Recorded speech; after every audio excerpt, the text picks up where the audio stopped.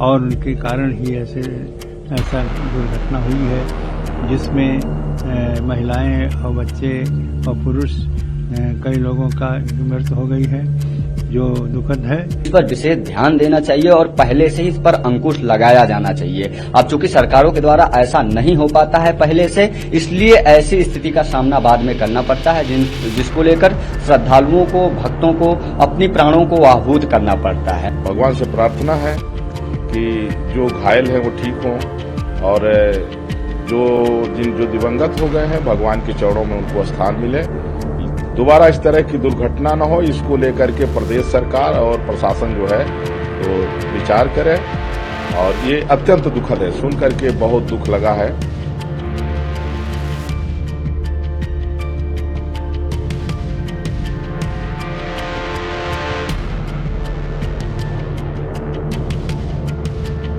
जल अर्पण करने और वहाँ की जो वास्तविक है व्यवस्था सही नहीं है। जहाँ पर लोग जाते हैं तहाँ पूर्णतया व्यवस्था रखा जाता है कि किसी प्रकार की भगदड़ न मचे, किसी प्रकार की धक्का मुक्की न हो। रात का समय था, वहाँ के प्रशासन को इस पर ध्यान रखना चाहिए, लेकिन जो नहीं रखा गया इसके कारण से उनकी यह वहाँ के प्रशासन की चूक है और उनके कारण ही ऐसा दुर्घटना हुई है जिसमें महिलाएं और बच्चे और पुरुष कई लोगों का मृत्यु हो गई है, जो दुखद है। और इसके लिए तो मैं भगवान भोलेनाथ जी से ही प्रार्थना करूंगा कि जिन लोगों का वहाँ निधन हो गया है उनके अपने शरण में लें और साथ साथ उनके परिवारों के लिए आपकी कृपा बनाएं, जिससे कि वो लोग परिवार सुख और शांति से रहें। सरकार को चाहिए कि उसकी पूरी व्यवस्था करके उनको मुआवजा इस प्रकार से दें जो उनके परिवार के लिए पालन पोषण हो सके। और ये घटना जो हुई बहुत दुख है, बहुत कष्ट है। ऐसी घटनाएं जो हैं वह भी बहुत दुखदायी होती हैं। देखिए, हृदय विदारक और दुखद घटना है। सबसे पहले तो जो लोग उस अपनी धार्मिक यात्रा में उन्होंने अपने प्राणों को आहूत कर दिया, उन सभी महापुरुषों को मैं भावभीनी श्रद्धा सुमन और सशक्त नमन करता हूं, उन्हें श्रद्धांजलि अर्पित करता हूं। साथ ही निवेदन करता हूं बिहार सरकार से कि इस पर निष्पक्षता पूर्वक जांच होनी चाहिए, क्योंकि इसमें उत्तर प्रदेश के लोग भी थे। और ये अत्यंत दुखद और निंदनीय घटना है कि इस प्रकार से भगदड़ हो जाना। और जो धार्मिक लोग अपनी आस्था और भक्ति लेकर कहीं यात्रा में सम्मिलित होते हैं, उसके दौरान वो मृत्यु को प्राप्त हो जाते हैं। इससे संपूर्ण जो है ना उनके परिवार में बल्कि संपूर्ण देश में शोक व्याप्त होता है। यह अत्यंत दुखद घटना है, साथ ही निंदनीय इसलिए है क्योंकि इस प्रकार से जब वो व्यवस्थाओं को लेकर ध्यान नहीं दे पाती हैं सरकारें और इस प्रकार से अव्यवस्था फैलती है और उसके दौरान भगदड़ होता है। किन कारणों से भगदड़ होता है इस पर विशेष ध्यान देना चाहिए और पहले से ही इस पर अंकुश लगाया जाना चाहिए। अब चूंकि सरकारों के द्वारा ऐसा नहीं हो पाता है पहले से, इसलिए ऐसी स्थिति का सामना बाद में करना पड़ता है, जिसको लेकर श्रद्धालुओं को, भक्तों को अपनी प्राणों को आहूत करना पड़ता है। मैं पुनः उन सभी लोगों को जिन्होंने 5-7 लोगों ने अपने प्राणों को आहूत कर दिया, उन सभी महापुरुषों को हृदय से अश्रु पूर्ण भावभीनी श्रद्धा सुमन अर्पित करता हूं। साथ ही निवेदन करता हूं कि इसकी निष्पक्षता पूर्वक जांच की जानी चाहिए कि आखिर क्या और क्यों और कैसे यह मामला हुआ, क्यों भगदड़ हुआ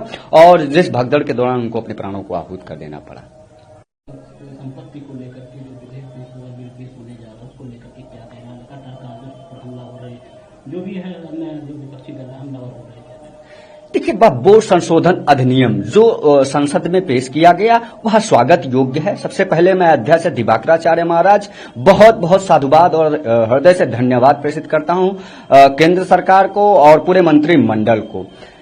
वक्फ बोर्ड की संपत्ति 9.5 लाख एकड़ है। रेलवे और रक्षा मंत्रालय के बाद सबसे बड़ी संपत्ति का मालिक है, 9.5 लाख एकड़ संपत्ति का मालिक है, जो कि वक्फ बोर्ड एक मुट्ठी भर लोगों के हाथों की कठपुतली बन के रह गई है और उन्हीं के हाथों में खेलती है वक्फ बोर्ड। वक्फ बोर्ड से ना तो संपूर्ण मुस्लिम समाज को फायदा मिलता है, ना ही इस देश को कोई मजबूती मिलती है। वक्फ बोर्ड संशोधन अधिनियम अत्यंत आवश्यक है और मैं मानता हूं कि नेता प्रतिपक्ष को सहयोगार्थ इसमें तुष्टीकरण की राजनीति से ऊपर उठ के सरकार के साथ आना चाहिए और वक्फ बोर्ड अधिनियम के साथ खड़े होकर देश हित में कार्य करने चाहिए।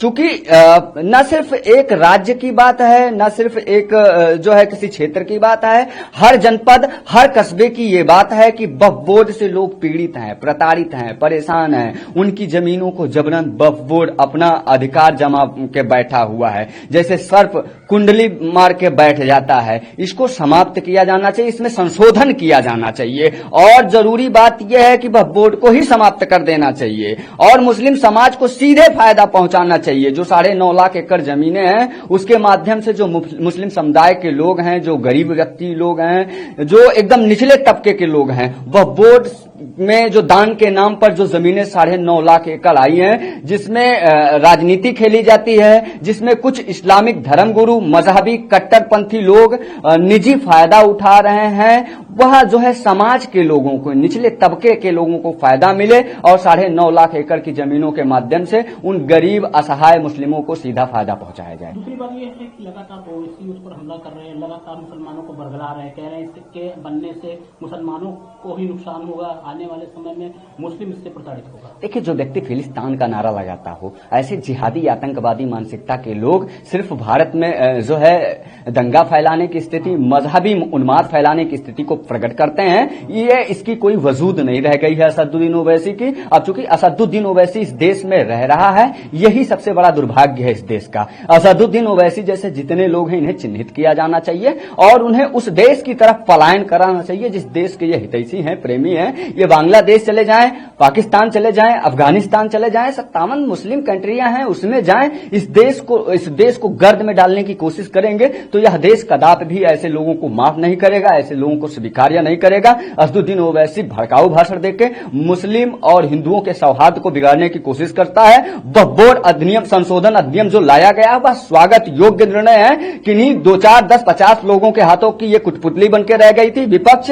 पूरा INDIA गठबंधन इसके नाम पर तुष्टीकरण की राजनीति करता रहा। इन्होंने खुद 2 बार संशोधन किया और वक्फ बोर्ड को असीमित शक्तियां देकर देश की जमीनों को अधिग्रहण करवाने का काम कराया। जो निचले गरीब लोग हैं, सामान्य वर्ग के लोग हैं, हर वर्ग के। यह अत्यंत दुखद घटना है।